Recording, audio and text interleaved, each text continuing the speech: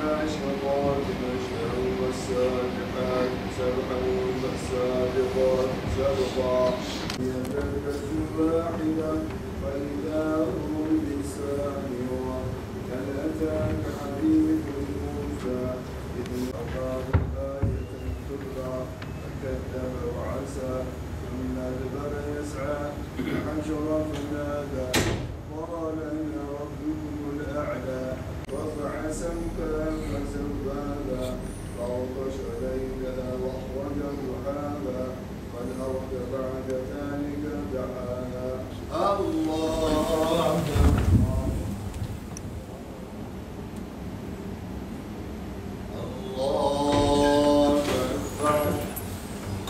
ولا ينفع ذا الجد منك الجد ولا حول ولا قوة إلا بالله العلي العظيم إماما وسيدنا محمد صلى الله عليه وسلم نبيا ورسولا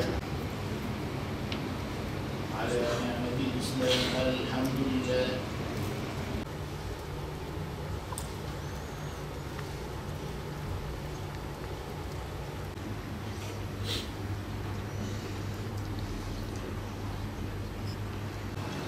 آمين آمين وسلام على المرسلين والحمد لله رب العالمين.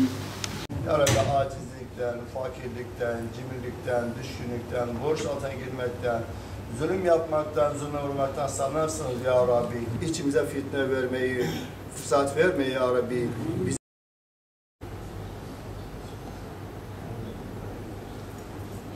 İlahi ya Rabbi, ey yerin, göğün ve içindekilerin Rabbi, Meliki, ilahı olan, ey kimsesizlerin, beçarelerin, mazlumların, mustazafların Rabbi olan Allah'ım, bizimle Rabbimiz sensin. Elimizi açıp dergahına geldik. Sen affedicisin, affetmeyi seversin. Bizleri de affeyle ya Rabbi. Filistin'de, Suriye'de Müslümanlar perişan. Çocuklarımız açlıktan ölüyor. Kadınlarımız tecavüze uğruyor. Mukaddes yerlerimiz işgal edilmiş. Camilerimiz bombalanıyor. Yemen'deki, Suriye'deki, Filistin'deki Müslümanlara yardım eyle. Müslümanlara kuvvet ver. Müslümanların bellerini doğrult. Zalimler karşısında bir olmayı bizlere nasip eyle ya Rabbi. Bugün sabah namazında burada üyelerimizle, cami cemaatiyle, mahalle halkıyla birlikte bir araya geldik. Ve özellikle Yemen için, Doğu Türkistan için, Filistin için, Suriye'deki Müslüman kardeşlerimiz için, daha doğrusu tüm İslam coğrafyasındaki Müslüman kardeşlerimiz için bir dua yaptık. Tabii şu anda özellikle Yemen'de çocuklar açlıktan ölüyor.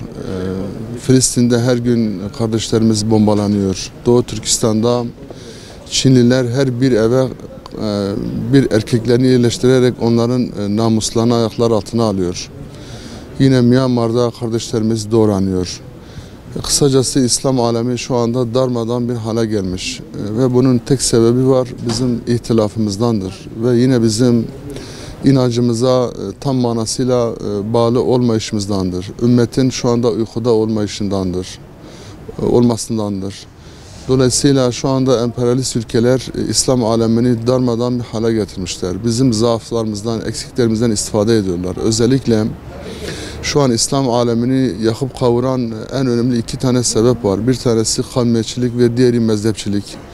Özellikle şu anda Yemen'de mezhepçilikten dolayı Müslümanlar birbirlerini öldürüyorlar. Birbirlerinin kanına giriyorlar. Bundan dolayı özellikle İslam aleminin ülkeleri inisiyatif almaları gerekiyor. Özellikle Yemen'le ilgili Türkiye ve İran inisiyatif alıp diğer İslam ülkelerinin liderleriyle bir araya gelip mutlaka bir çözüm bulmaları gerekiyor. Yine Doğu Türkistanlı Müslümanlarla ilgili de onların feryadı gerçekten arş-ı alayı titretiyor. Oradaki Müslüman kardeşlerimiz zindanlara atılıyor, namusları kirletiliyor, her türlü zulme maruz kalıyorlar ve maalesef tüm İslam alemi ve tüm dünya buna seyirci kalıyor. Bizim çözümümüz mutlaka kendi içimizde olmalı. Yani hiçbir zaman emperyalist ülkeler sadıra şifa olmazlar. Hiçbir zaman bize bir çözüm bulmazlar. Mutlaka kendi çözümümüzü kendimiz üretmeliyiz. Bu konuda İslam ülkeleri mutlaka inisiyatif almalıdır.